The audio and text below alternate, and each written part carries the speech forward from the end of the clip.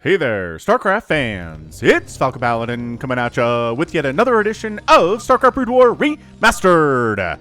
Today it's going to be a 2v2 from BWReplays.com featuring ZergbOy, Landowner, Kingpin, and LoCcxitO. I have no idea how to say that, but the teams are going to be LoCcxitO and ZergbOy versus Landowner and Kingpin. Top left-hand corner we have let's say a red Terran player. Well, let's say a blue Terran player. It is LoCcxitO. Or SB? Maybe we'll call him SB. I think that's his clan, though. We'll just call him Loco for short. His teammate down here is ZergbOy, who is a professional Zerg player. He is Korean. He is a white Zerg player in a team game. In the bottom right, Team 2, it is the teal Zerg Kingpin. And in the top right, it is a purple Protoss. His name is Landowner, who is a Canadian Protoss, who is in LoCcxitO. So at least two of these players are in LoCcxitO. Again, off of BWReplays.com, some of these involve all amateur players, some of them involve professionals, some of them do involve high-level players like Nada and stuff. ZergbOy is not quite Nada's level, obviously, but I can find stuff more easily if it's in kind of this middle area, where the players are all very good, but it's not like Flash and Jaedong and Bisu here, right? Right. Alright, so what are the Zerg players doing? I'm interested to see what they're up to. Obviously, we're just going to barracks first out of LoCcxitO and Gateway first out of the Protoss. Yeah, unless you're cannon rushing, which I guess is possible in 2v2. But there we go. That is about an 11 hatch from Kingpin. Same story over here. Approximately the same thing out of ZergbOy. You cannot really hatch first in a 2v2. Someone's going to show up and try to kill you. And if you hatch first and you're greedy, it's going to be a bad time. In fact, a lot of the 2v2s that I've cast, involving some pretty great players, the Zergs kind of sit on one base for a while. Longer than they normally would. It's hard for them to defend their naturals. We are on Dantes Peak, though, which I'm not convinced I've cast a game on this map before, so let's take a look at it real quick. Okay, well, I mean, this is pretty much your expansion at Fighting Spirit, right? Yeah, I don't see any difference there. Third base, ooh, a quick third base that has gas. Another potential third base that has gas. Everything has gas on this map. So Zerg have to be pretty darn happy about this. We're just going a lot of barracks out of a Loco here, which feels like we're gearing up. Yeah, on 2 gate too. So we're gearing up for some early attacks right now. Let's take a look. We've got bridges leading into kind of a middle bridge. I don't know that... It's kind of hard to fight in here because it's a little bit constricted. But I guess we've got ramps all over the place. This is probably a decent fighting zone. I mean, right, the 4 quadrants here, decent fighting zones. But ramps are good to put lurkers on, put siege tanks on for sure, just leading up and down for no reason. It's like Heartbreak Ridge, how Heartbreak Ridge has that. But yeah, that's our map. So we're a little bit familiar with it. So we're going to help our Zerg player expand, right? Landowner is going to come down with a couple zealots, maybe throw up a cannon. He's getting a forge. Yeah, getting a forge. Not so much worried about getting attacked himself, but he should be, because there are lings heading up to the top right. Oh, hang on. They turned around. They turned around. Where are you going? All right, so everybody's moving out at the same time, and I feel like this is going to be a ship passing in the night scenario. Yes, having a cannon is going to be really useful here, because we are going for the Zerg now. Kind of. Kingpin, don't lose an Overlord, buddy. He's going to lose an Overlord. That's 3 Marines. He's already supply blocked, and he's not making any more Overlords. And further supply blockage. He can't help a lot here. But having 2 cannons up is going to be amazing. Again, if he didn't have his own lings here, he would probably die, because other lings jumping on top of cannons kill them pretty quickly. But if you can buffer with anything, if you can buffer with buildings, buffer with zealots, with Zerglings, you're going to have a better time with it. So ZergbOy's got a ton of lings out, right? He's got a big number of Zerglings here. It's at least 12, which at this stage of the game is pretty darn early. He didn't expand, right? He took a macro hatch up top instead, the safer but less economic route. Look at this. The Terran's expanding. Loco's expanding here. Landowner is not, because he feels it's his duty to make sure that his friend here, Kingpin, stays alive while he goes up to Mutalisks pretty fast. Oh boy, I don't know about this from ZergbOy. ZergbOy, honestly, nothing. He has no tech whatsoever. He doesn't have a second base. He made a ton of Zerglings that aren't doing anything for him right now. And the gamble to go for the fast expand and for the fast spire totally worked out for Kingpin. He's got a bunch of his own lings out now. That's the trick about ZVZ. If you make your lings fast, but don't attack with them, then your opponent has a better economy and is able to make as many as lings as you have, and then you're having a bad time. So Kingpin at 11 drones, 15 drones for ZergbOy. So he is cutting drones to go for his own Zerglings, but also teching up at the same time. Just some Ling versus Ling battles up here. It is so hard to know who's going to win these. But pulling back to the cannons means the ZergbOy doesn't want to engage anymore. You don't need to go, says Landowner. It's a fair point. It really is. But that said, his Lings are coming at 4 Lings versus 4 Lings, and the 4 defensive ones are on a ramp. So maybe just go for a scout. Yeah, so he does get in. He sees, okay, so we're working on creep colonies. Still no lair. Oh, wow, says Landowner. I think he just recognized there's no lair out of ZergbOy. That's crazy. Loco just doing 2 racks expanding stuff here. Does he have an academy? Yes, he has an academy, so we can start seeing medic production. Yep, medic production. Maybe some fire bats with all the Lings that Kingpin has rolling around with. And this, I mean, look at this.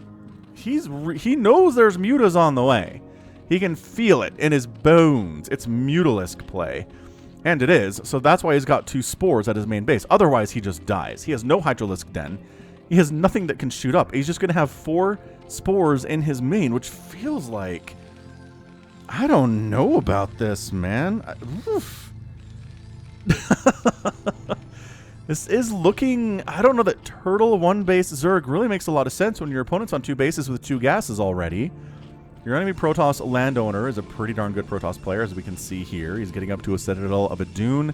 The Terran playing really defensively.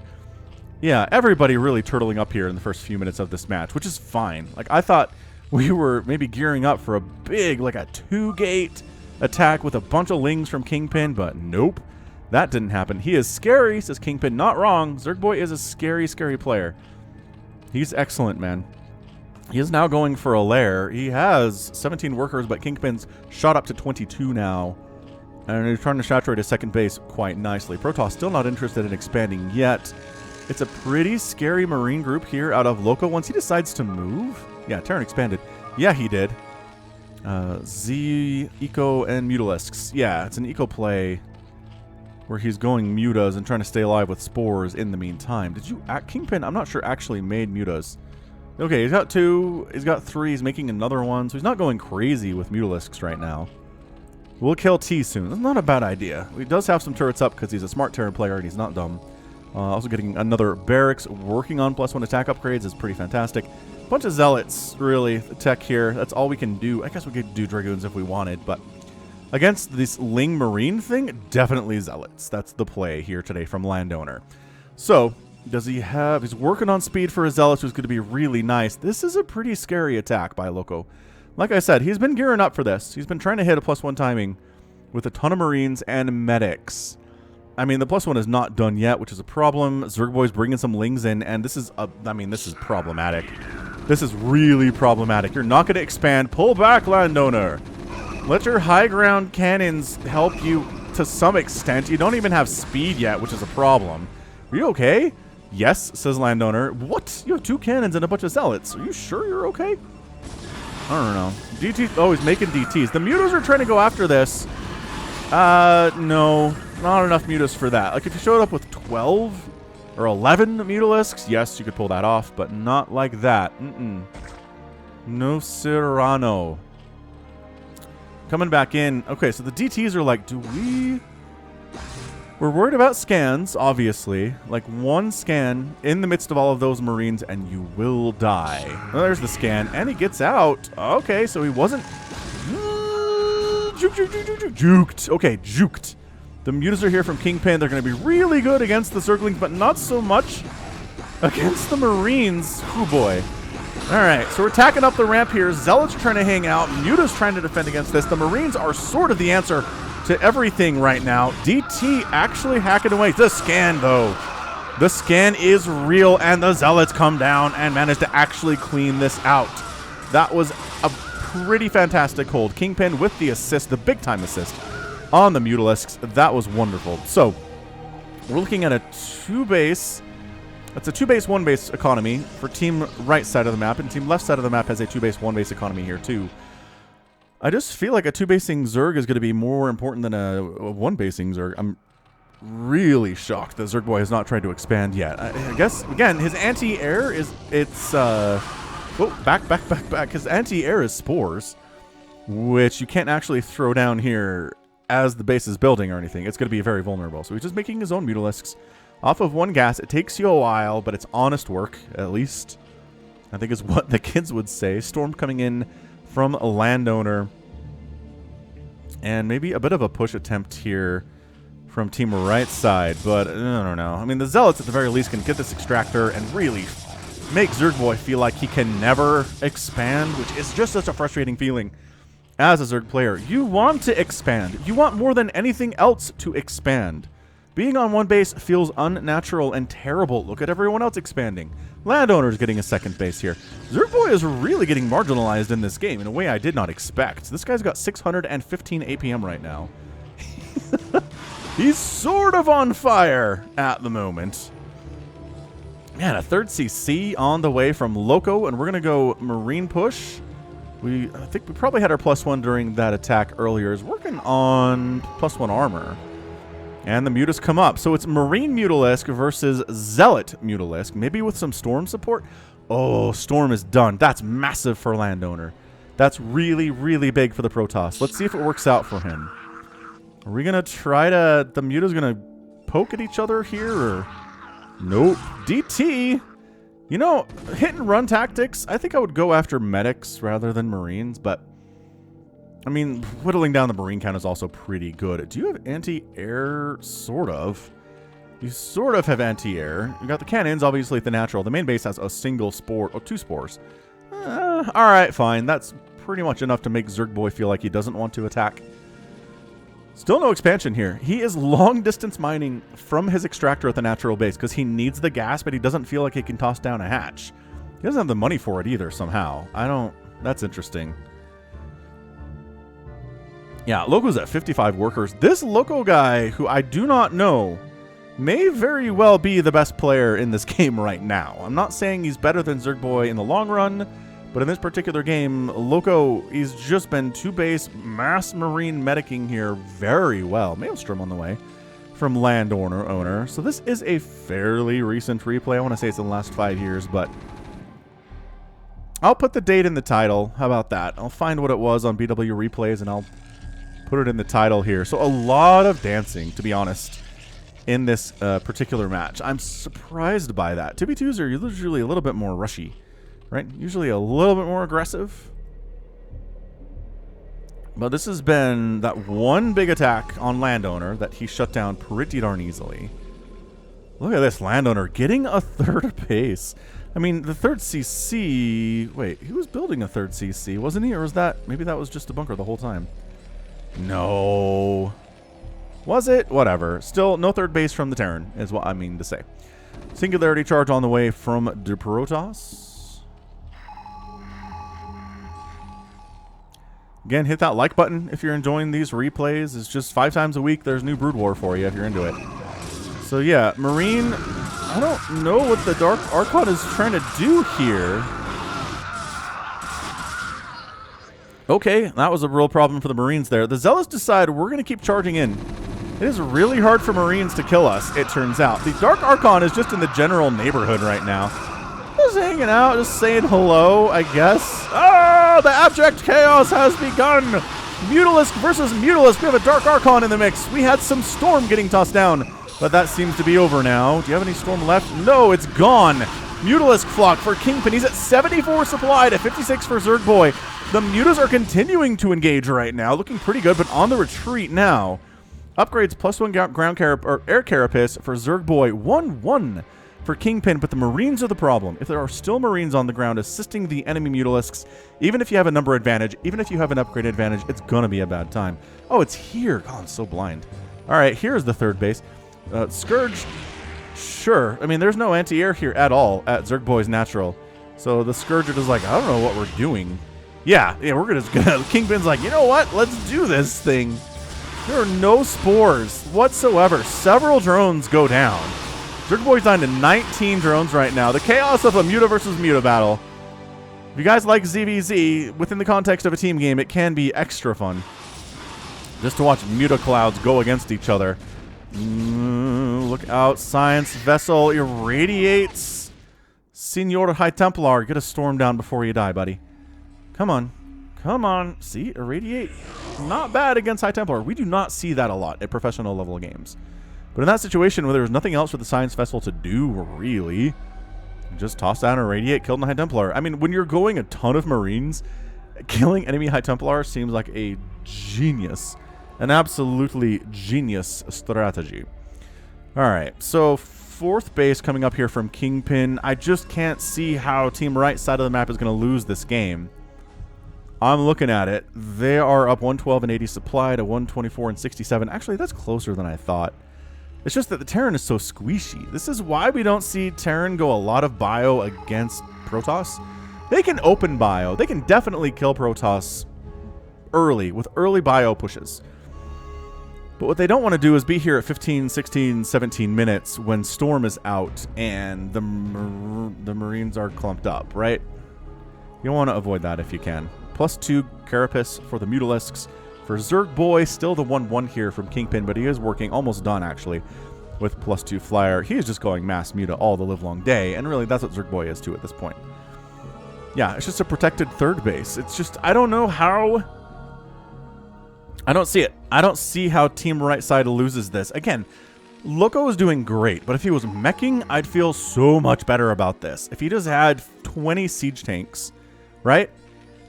20 siege tanks and maybe a bunch of Goliaths to handle the Mutalisks to some extent, and maybe a Radiate too, I'd feel so much better about it. I just think this whole Zealot Dragoon High Templar play... Ooh, did he snipe a High Templar? He did. He sniped a High Templar properly and 2 High Templar properly.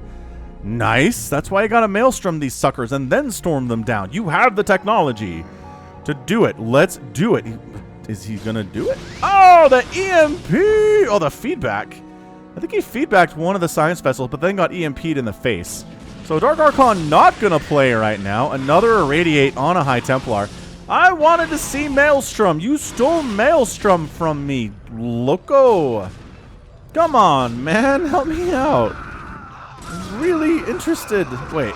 Oh, Archoned it. Nice.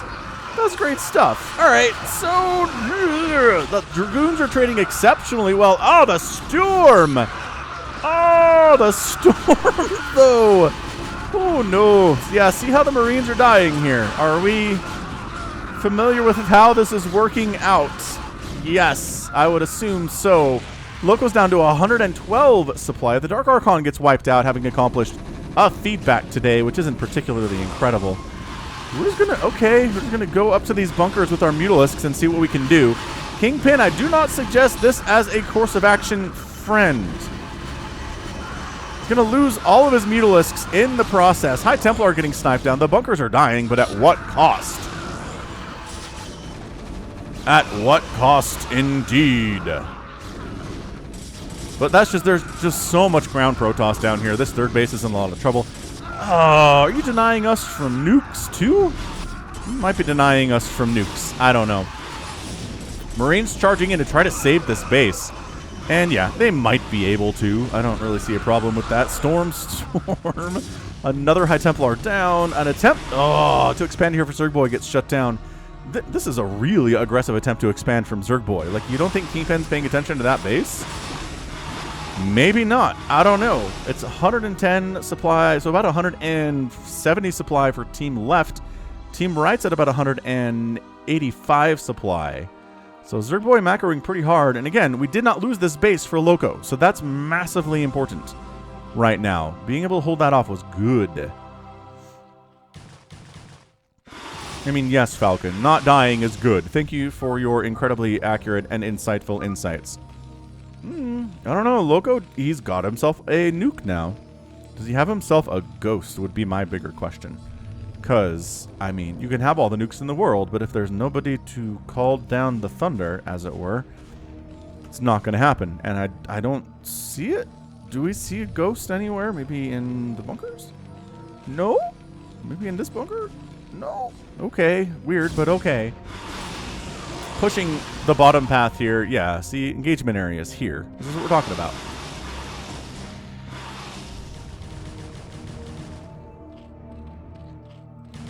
That is so many science vessels from LoCcxitO. Holy crap, you guys. Look at that. Getting some hits off. They really want to kill that third hatch from ZergbOy because, again, he is scary, as Kingpin said a minute ago. Yeah, there's no saving that. Nice irradiate on Kingpin's Mutalisks. Split them, maybe? Maybe split off the irradiated guys. Oh! And that is what happens. That is what happens when you don't split. The High Templar, ooh, getting picked off, but a lot of Mutos are dying here too. Zealots on top of drones is real bad. ZergbOy is getting knocked down into the Stone Ages of drone count all the way down. I'm going to say sub 20. He is retreating with his drones, but that's not going to work. Yeah, 17 drones. Terran trying to assist, running in with the Marines and the medics with 2-2. Going to do pretty well against Archons in the long run here, as long as, again, the Archons aren't getting direct hits. But, oh, intercepted! Intercepted by Kingpin's Mutalisks. And, yeah, I think this is GG. Kingpin manages, mostly with landowner's help, to kill ZergbOy's natural base. His attempt at getting a third base is not happening either in this location or this location. Lings just kind of A-moving into Sunkens is generally not recommended, especially if they don't have upgrades, but going for Mass Dark Archon, says Landowner. That's cool. Who calls another base? Landowner is just, it's 4 bases versus, I mean, 4 bases, and Landowner just does not have the income to keep up with anything right now. He has 148 minerals. I'm not sure where he gets more income from. The 12 o'clock by Landowner is under attack, but Storm is a good unit. I'm not sure how much more I need to say this. You think Storm is good versus Zerg? It is. But it's really good against Bioterran too, and that's your good game. ZergbOy is out. Loco is gone, and Landowner and Kingpin are your winners in 21 minutes and 30 seconds. I gotta say, I did not expect...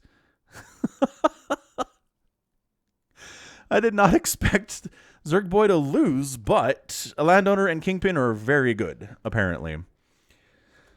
Wow. All right, Loco. Did you learn your lesson about going bio against Protoss? I hope you did. Because I know you can pump out a lot of Marines, but in the face of Storm, they are not very good. This Archon has 22 kills. Nice job, Archon. You're probably MVP of the match. But yeah, so much of this was decided in the early game when ZergbOy went 1 base, and Kingpin snuck out a 2nd base with the help from Landowner, and Landowner didn't get punished for it because the enemy couldn't come up the ramp because Kingpin's Mutalisk showed up, and his expand was late, but then he expanded here, and then he expanded here, and he was fine. Like, ZergbOy never really got much of an economy going today. Loco did. Loco was doing fine, but again, I would have felt so much better about it if it was even just Marine tank. As long as you had the siege tanks out in huge numbers, you would have done much, much better against what we were seeing out of the Protoss and the Zerg team, but pretty powerful team nevertheless. Kingpin, Landowner did things right. They didn't suicide their units into unwinnable battles. They pulled back when they needed to. Landowner had the right idea to call for pullbacks when it was time to do so. And as a result, they won. I mean, that's pretty much it. Early game expansion timings were great for the Zerg. The Protoss was able to hold off a little bit, but still make them happen. And ZergbOy just couldn't do it. And LoCcxitO on his own with a mass Marine style, just that was not going to be enough. Not enough, I say. So end of the day, 21 minutes and 30 seconds. Landowner, 140,000 points. Kingpin, 92,000. Loco actually 132, and ZergbOy comes in last with 76,000 points, which I am, again, shocked that that's the result after seeing the name of this replay, but not so shocked after watching the game. Units killed, 277 units killed by the Protoss. That's a lot of Storm. Just a lot of Zealots and Archons, and I wish the Dark Archon was able to get a Maelstrom down, but he wasn't. He got EMP'd right in the face. Why we don't see Dark Archons versus Terran is because EMPs exist. Resources, Loco spending, no, the second most. Landowner actually spending the most, despite being late on that natural base. I guess the 3rd and the 4th were pretty quick afterwards, and that made up for it. Let's see. Loco did outspend the Zergs, though, and that makes a lot of sense, too. Pretty quick natural, and then pretty quick 3rd base on top of it. So, great game. I think it was a really, really fun 2v2. Hope that you enjoyed it as well, because that's going to be it from me. This has been Falcon Paladin, coming at you with yet another edition of StarCraft Brood War 4K Remastered. Go ahead, hit that like button, hit that subscribe if you like what you saw and what you heard today. You can also catch me on Twitter, Facebook, Patreon, and Twitch, all at /Falcon Paladin. And until next time, as always, thank you so much for watching. You take care of yourself.